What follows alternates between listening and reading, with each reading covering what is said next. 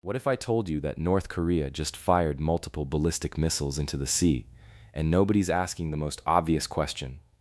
Right now, according to South Korean officials, Pyongyang has launched several ballistic missiles toward its eastern waters. The reports are coming through as we speak. Multiple projectiles, eastward trajectory, into the North's coastal waters. Most people will see this as just another routine provocation, another day, another missile test from Kim Jong-un's regime. The headlines will call it escalation. The analysts will talk about saber rattling. But here's the thing. We're getting this information from a single source. And there's a lot we don't know. Think about what's missing from this picture. No specific timing, no details about what type of missiles, no information about range or how far they traveled.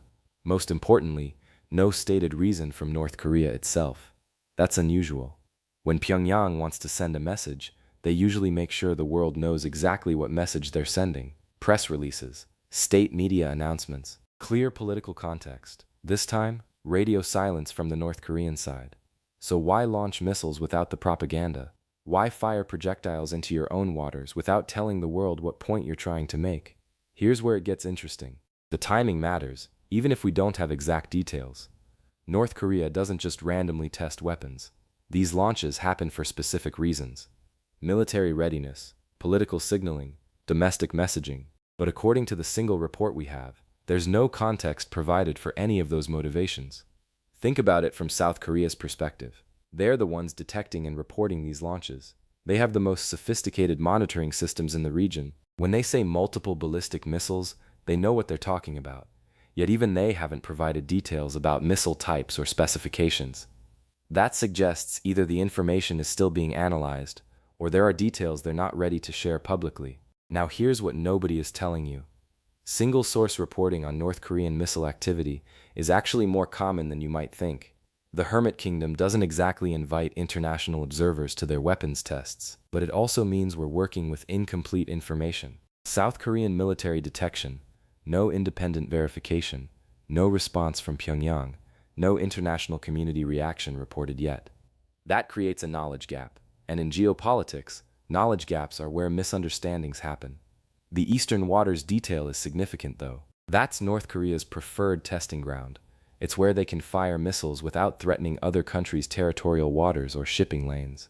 It suggests this was planned military activity, not an impulsive political gesture. But planned for what purpose? Without North Korean commentary or additional source confirmation, we're essentially guessing. Here's the reality check. This could be routine military testing that happens to coincide with other regional tensions. It could be a response to something we haven't connected yet. Or it could be preparation for something larger. The honest answer? We don't have enough verified information to know which scenario we're looking at. What we do know is that South Korean officials felt this was significant enough to report publicly. Multiple missiles, ballistic trajectory, eastern waters. Those are the confirmed facts. Everything else is analysis built on incomplete data. And that's actually the most important point here. In a world of instant news and immediate hot takes, sometimes the most responsible thing to say is that we're still gathering information. North Korea just demonstrated its ballistic missile capability. Again. The question isn't whether this happened, the question is what it means when we don't have the full picture yet. That's your briefing for today.